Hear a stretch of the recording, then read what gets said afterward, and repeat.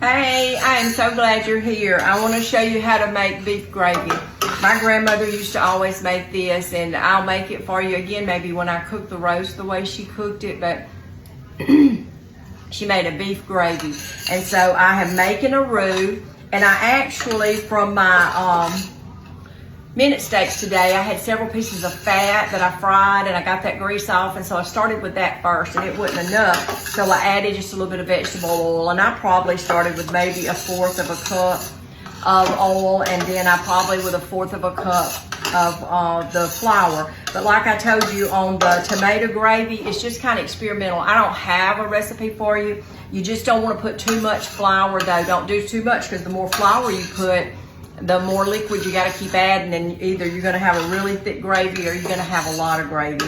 And so you'll see, and mine's getting a little bit, because I cooked it some so y'all wouldn't be on here, but mine's starting to cook where it's getting a little bit lumpy, and I don't want that, but I don't want to add any more oil because I don't want to add any more to that or whatever. But see, I've made just a roux. I've salt and peppered it, okay?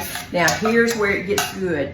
If I had boiled the beef roast like my grandmother would and how she prepared her roast, I would have that good juice from boiling that. I don't have that. So what I do when I want beef gravy is I get a can of the beef broth. And so I'm gonna put that in there, and we're gonna add this, and this one can is all I have, and it may not be quite enough to get it, because that is a good bit of flour. So I'm gonna keep adding this. I like my gravy creamy.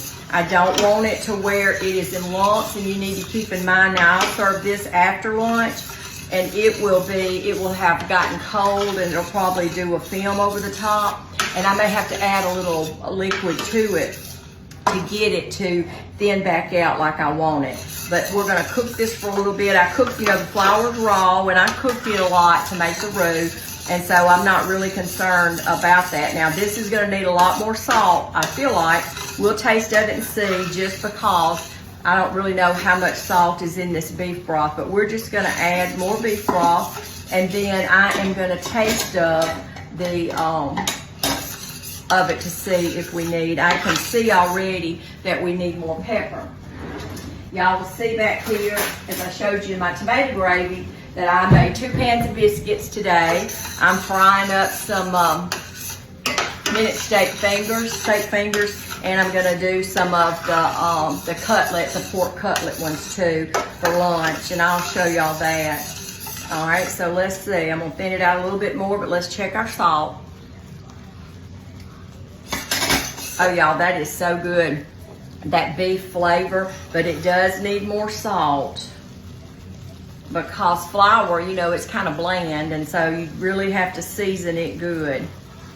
Now this gives it a really good flavor. Like I said, I'm using the whole can. It doesn't near the flavor that you get with if you cook your roast and you use the broth off of it, but it's just a can of beef broth. Now the kids that won't eat the tomato gravy will eat this gravy. I make this, and then I make what you call a sawmill gravy, sausage gravy, all those different ones that are so good. Now this is thickening up really nicely. See, that's about the consistency I like my gravy. Now you may think that's thin, but I like to be able, as my grandpa would say, I like to be able to stop it. I don't want it to be so thick that it just lies there on my bread. And so let's check it one more time for the salt and see where we are. That is good. That is good. I have I'm just going to do 1/2 of a biscuit and just show you. I tore it up trying to get it, and I just want to kind of show you how it, and I'm going to have to cream this out a little bit more. If you find that you've got the little lumps, then just take your whatever utensil you're using. I like to use just this, the spatula here. But anyway, see how thin it comes out on my biscuit?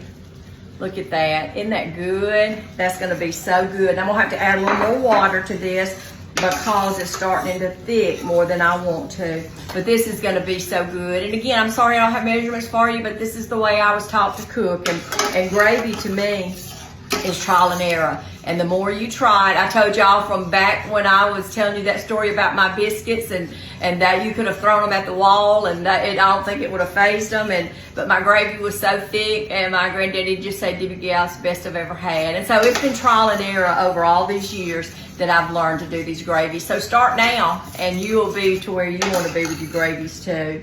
I hope that you have a blessed day. I hope that you'll keep faith in your heart, peace in your home, and good food on your table. I love you, and God bless.